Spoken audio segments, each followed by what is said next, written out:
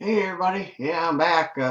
Sort of, we're moved in, sort of. Still got a lot of unpacking to do. You can maybe see a little bit of the junk in the background, but I'm going to do a beer that was actually given to me, sort of. Uh, was in the other day looking for just a sampler 12 pack, just something different to just drink on a daily basis. And the manager suggested one. He even took $1 off of it. And then I came in and I said, he said, well, how was it? And I said, you owe me a 12 pack. He got me fooled right at first. He said Rush River, but it sounded like Russian River. But this is Rush River out of Wisconsin. Not very good. So in lieu of giving me another 12 pack or giving me a discount on another 12 pack, he gave me from Prairie Artisan Ales, he gave me their bomb.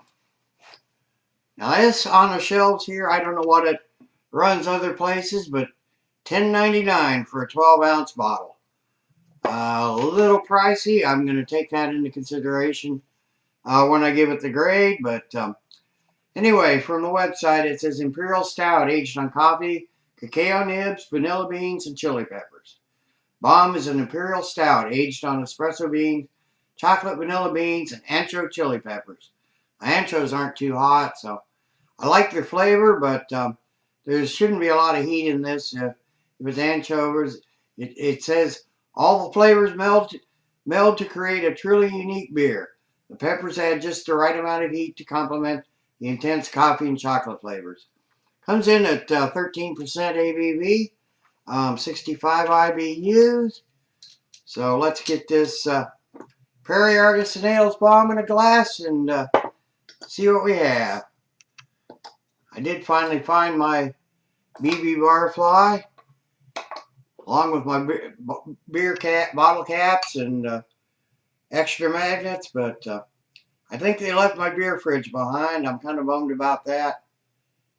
Well, it's to be expected. Not much head, just a dark ring around it. That's black. You can't see through it at all. Let's give it a nose.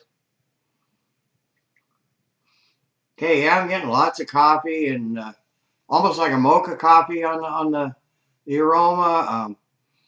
Getting a little vanilla from that. Getting some toasty oats and malts. It actually smells sort of like a chocolate dessert with a little bit of coffee on the side. I'm not getting much smell of the peppers. The coffee is almost sometimes almost like raw coffee beans and roasty chocolate, some dark black maltiness in there. Maybe a hint of like a little tobacco smoke or something. Getting a little bit of the vanilla bean, but not a ton, but more of the vanilla bean than the peppers. So let's get a taste on it.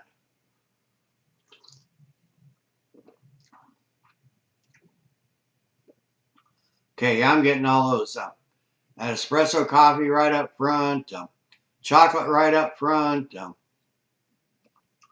That coffee and chocolate is sort of followed almost like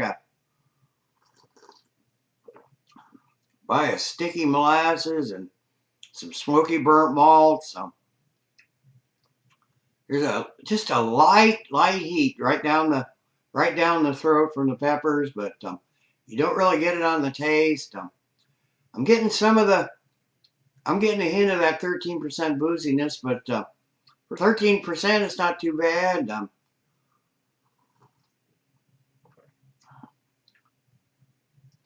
It's almost like chocolate cake and dark roast coffee together. You can still taste the stout in there, but you're sort of overwhelmed by the chocolate and the coffee.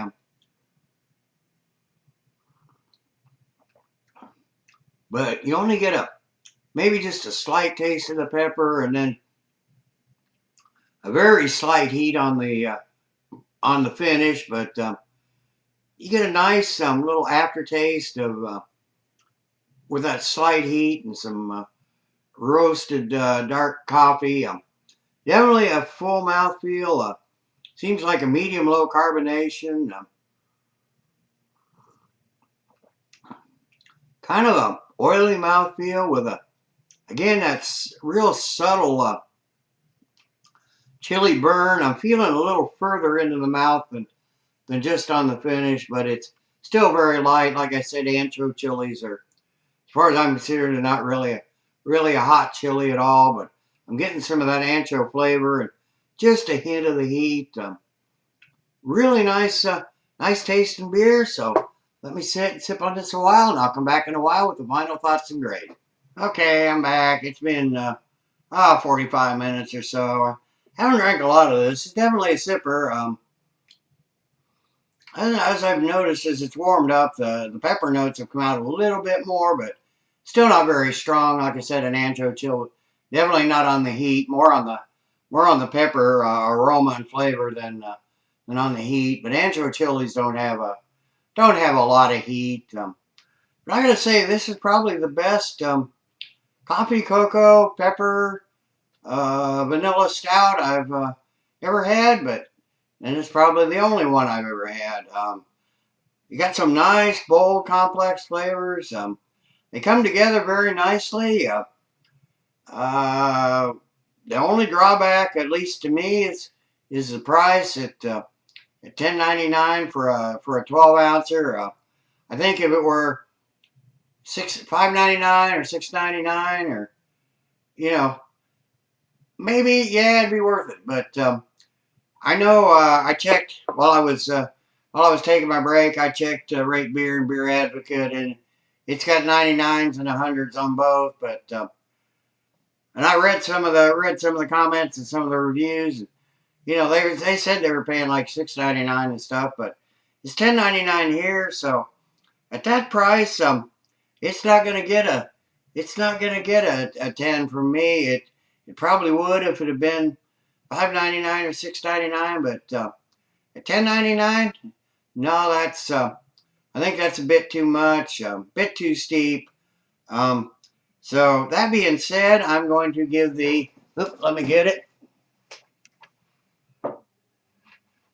I forgot the routine. I forgot to take a picture of it. So the picture you get at the beginning of the review is an open empty bottle, and the glass, which I don't normally do. I normally do the bottle before I open it, but I forgot the routine. But it's been a couple 3 weeks since I've done a review, so just forgot the routine. But anyway, I'm going to give the Prairie Artisan Ales bomb, even at $10.99.